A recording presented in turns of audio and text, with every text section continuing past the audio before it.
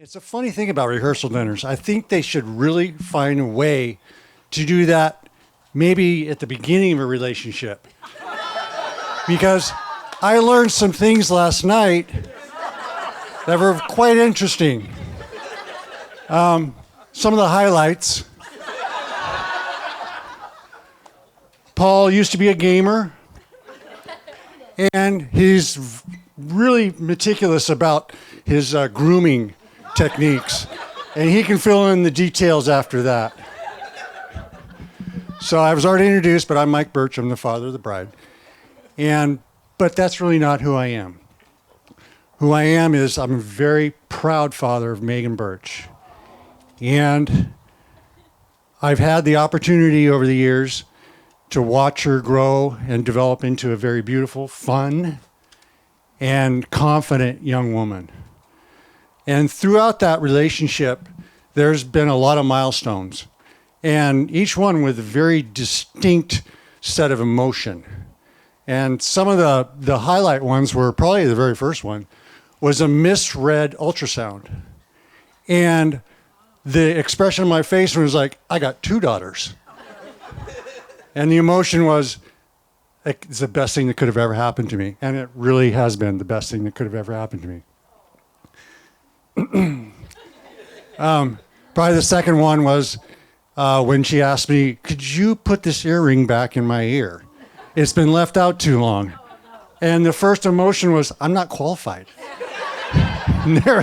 there's lots of moments like that when I was not qualified. The next one that comes to mind is meeting her high school boyfriend.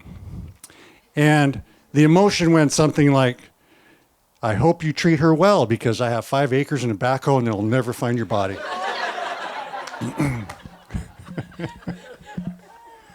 It's true.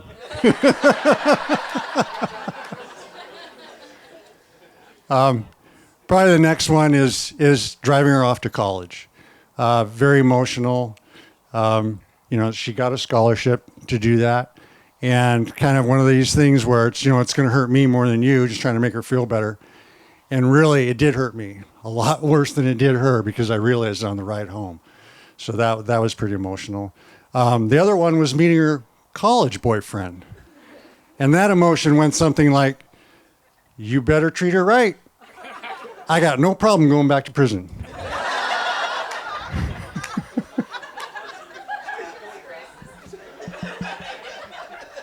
It's true. No. After that was probably watching her receive a tournament MVP playing Division I college volleyball, and the emotion of just incredible pride and how strong she'd become, especially watching how strong she was after dropping her off at college, and that was pretty emotional for you. After that, she went on, received her master's degree, and got an awesome job right out of college. And again, just so proud of the way she developed. She was very confident, very, very strong individual. And then the next major milestone was meeting Paul. At that time, I was out of the intimidating lines, but I had to come up with a plan, right? So ex-Navy, I figured he'd be really overconfident around boats. So we had a boat. He spent some time on that boat. And I said, Paul, I got this. There's this apparatus that makes the wake better for wakeboarding, but you got to get in the water behind the boat where the propeller is and almost totally submerge yourself. It didn't work. There he is. And the reason is, last night, I can remember this very vividly. He's sitting next to me, and I look over at Megan, and I turn to him, and I said, you're a very lucky man. And he goes, I am. But the truth of the matter is, we are all very lucky to have Paul as part of our family. So I feel very blessed. I have 2 daughters, 2 lovely daughters. They both went on, received scholarships. That was a blessing in itself. Jordan, I have 2 beautiful grandchildren. And she's married to a successful husband, wonderful person. and now Megan. She's married to a very successful, wonderful man. So if you would all raise your glass and help me toast Megan and Paul, may they be as blessed in the life that they build as I have been in mine. Megan and Paul. All right, well, I think I have enough wine in me to give this speech. All right, so if any of you don't know me, my name is Jordan, and I am the bride's older sister. And yes, I am shorter, but I am older. So Megan and I are only 16 months apart, and we looked like twins for a long time until, well, as you can see, she grew up a lot taller than me. And she totally left me in the dust. So we're very close in age, and we were very close growing up. The way I can perfectly sum up our relationship, and Megan, I've told you this many times, we are the best of friends, and we can also be the worst of enemies in any given second. So 1 minute we're playing store, we're playing doctor, or we're choreographing our next music video. We're getting along famously. And then the next second we're screaming and yelling, "Mom, Megan's being mean to me!" for not being the best boyfriend in our game of house. But in all honesty, Megan is a version of myself that I wish to be at times. Megan is a little bit more poised and put together than I am. I'm a little bit more of the crazy sister, if you will. But Megan is also very smart and very strong-willed. So Paul, wherever you are, where is he? Hey. If you haven't figured out how stubborn my sister is, you soon will. But I'm guessing you already know this. So, however, I'd like to call my sister's personality trait of stubbornness as passionate. Megan will fight until there is no fight left, and you damn well know she's going to prove her point. But if that isn't a testament to how strong of a woman she is, that's also a testament to how strong she's going to love you. So with that said, Paul, I'm counting on you to not only put up with my sister, but to challenge her, to support her, and love you just as hard as she's going to love you. Or love her just as hard as she's going to love you. Again, the wine. So I love you both, and I wish you a lifetime of love, happiness, and commitment. Congratulations.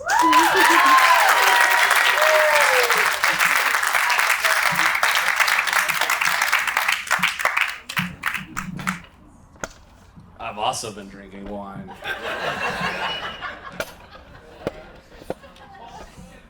I don't want to bury the lead. I've been fortunate enough to have two heroes, my dad and my brother. That'd be good enough. Paul has always done the scary thing first. We changed schools, middle school for me, high school for him, to go to a different school, and to go do competitive debate. Calm down, ladies. I don't know if you heard, but Paul's taken. And that was pretty scary. That's like a intimidating thing to go debate in front of people. And Paul goes off to It Gets Better debate camp. And look, I did it too. I did it longer, and some would say better than Paul did. But so Paul comes back from debate camp the next year. I was eligible to go before high school. And Paul comes back and goes, "Look, this stuff is confusing. I need to give you a little heads up. These are the terms, this is what you're going to learn." He starts prepping me so that I've got a little bit of an edge when I go to debate camp, making it a little bit less scary for me. Paul starts lifting weights in high school. He gets me lifting weights. He's better at lifting weights than I am. Something that's scary for us, and he just goes and does it first and comes back and says, "This is how you do it. It's not that scary. You can do it. Here's where you start." We shot competitive pistols in our 20s. Our dad got us started on that. Paul really dialed up the competition. Shooting competitive pistol is a pretty stressful thing. If it goes wrong, it goes pretty wrong, and it's very embarrassing. Paul comes back and says, "You can do it. This is how you train. This is how you practice. These are the rules. You can do it." We went and did that for years. Paul, as a lot of you guys know, he's gotten big into jiu-jitsu in the last couple of years. Kind of joke that I'm about 3 years behind all of Paul's hobbies. I just started jiu-jitsu. It's not that scary. You can do it. Here's the brand of gi to buy. here's the gi, order this gi, here's the class, go tell Mickey I sent you. It's not that scary. Well, I've been married for 9 years, so there's one thing that's scary that I've done first. And I have news from the front lines. I have 3 lessons. And I learned these lessons throughout my marriage. The first one I learned on my wedding day, I learned immediately. Paul already knows this lesson, and he's done very well with it today. We were tempted with a dairy plate, and he handled himself professionally. I got married in early October in Nashville in a barn. It was unseasonably warm, and by that, I mean it was dangerously hot. We had a groom's cabin. We were all hanging out. There was Mountain Dews. There was Red Bull. I chose the Frappuccino. I finished the Frappuccino, and Paul looked over to me and said, "Did you just drink that? What's the big deal?" I soon found out. I was in the second story of a barn in 100-degree weather in October, and it was curdling. For those of you who are at the rehearsal dinner, you know that Sturdivants don't handle water very well. We sure as hell don't handle milk in 100 degrees very well. And if you look at my photo album for my wedding, there are pictures of me with my wife in the woods getting photos. Some of them I'm holding her. All of them I look like I regret the entire thing. Very thrilled with my selection of a wife, not so much beverage. So the first lesson is don't drink milk on a hot day. That was pretty scary. The second thing, Melissa and I talk about all the time. We always talk about this. This is not just a wedding speech thing. This is fundamental to our marriage, is you got to give each other the benefit of the doubt. You got to. It's like a fundamental thing in a partnership. Everybody on a football team assumes that everyone else on the football team wants to win the game. You got to assume that you both want to win the game. And if you don't start with that fundamental assumption, everything else goes sideways very, very easily. There's going to be disagreements and weird stuff, and you're going to face new stuff that you don't know how to handle. And he's going to screw up, and you're going to screw up. And if your first thought is, why the hell would he do that to me? You're in trouble from the jump. It's got to be, he's on my side and he screwed up, or she's on my side and he screwed up, or I got to tell him this and I can't sit on this and I can't let it fester, because you got to give each other the benefit of the doubt. And you do that in preparation for when things don't go well, because they won't go well. And that's a base operating system of how to get through stuff that doesn't go well. And then the other thing that's, the third thing that I guess I've learned more recently, again, 9 years, don't want to brag, but 9 years. I thought it was actually going to be 10 years. I thought I was coming up on my 10-year anniversary. Melissa ruined that for me. But Melissa and I talk all the time about it's good to be known. It's so good to be known. There's it's a pretty lonely place. It can be, and it's just good to be known by someone who really knows you. And all of us are a collection of responses to the stuff we've been through. And that's complicated, and you've been through really different stuff than Paul's been through. And I know this because Debbie isn't your mom. I know 2 people who have been through that stuff. And you can tell it by the look on their face. Chris, I'm sure you were fine too. But everyone's been through different stuff, and Paul is the, you guys, everyone knows Paul is Tall Paul. Everywhere you go, oh yeah, Tall Paul, oh, real original, Tall Paul. What makes you feel any better, Jordan? Paul was 6 feet until he was 15, and then he got to 6'6", and so what did I think as I was nearing 15 years old? My time has come. While I'm taller than most of you, I'm way shorter than my brother, and it's total bullshit. My time has not come. I'm hoping for a puberty in my late 30s that'll solve that problem.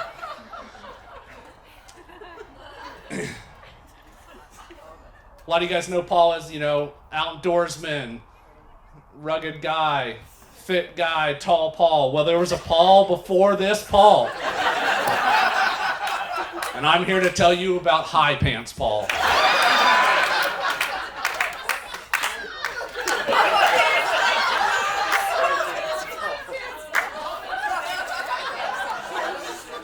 My parents chose to homeschool us in the woods outside of Nashville, Tennessee in the early 90s, and they did that before the internet. My sister says that my mom is so smart that she homeschooled us from her brain, not from the internet. As a side note, this is before the internet. We grew up in the woods. I sincerely believe that Paul and I came up with the phrase silent but deadly farts. I know many of you out there think that you came up with the phrase silent but deadly farts. I'd like to talk to you later to figure out how the hell that could have happened before the internet. Because we watched the Lawrence Welk show every Friday. We didn't have anything else. It gets worse. We did it from a hot tub. Where was I? High Pants Paul. We were homeschooled in the woods before the internet. I thought that the size of clothes that young men wore was husky. A lot of talk about fat shaming these days. You don't see jeans-sized husky anymore. That's all we wore. There's no inches that go along with that. Husky means bigger than the average kid. Paul wore his pants too high. That's how he got the name High Pants Paul. If you were to picture Paul standing, the height of his pants now was the height of his pants then. He's just grown. So I tell you that to say the guy that you're marrying is now Tall Paul, but he grew into that. He was High Pants Paul. And what you see now is a response to a lot of shit that happened before you guys ever met. And that's the good thing. Paul always did the scary stuff first. Here's something that's scary. And I think it's important to admit it. It's scary to marry somebody that you don't know all the way through. And now you're going to live together, and it's you guys forever. That's scary. I love my wife to death. When we moved in together, when we were living in sin before we got married, I remember thinking, am I ever going to get away from this woman ever? And the walls closed in on me, and it was scary. And that is what makes this so much fun, is that you've got a long time to really learn who you got married to. And if you give each other the benefit of the doubt, if you are patient, if you take the time not to think to yourself, you got two options really. You can say, why the hell is he doing this? Why did he do that? Why did she do this? Or you could really be fascinated by the way that they do it. Why are his pants there? It's because he's High Pants Paul. Okay? It's how you react to it. One more time for the audience, High Pants Paul. If you're patient with each other, if you give each other the benefit of the doubt, and if you genuinely strive to know and be known, marriage is not that scary. But if you drink 12 ounces of milk and get in the second story of a barn on a 100-degree day, all bets are off.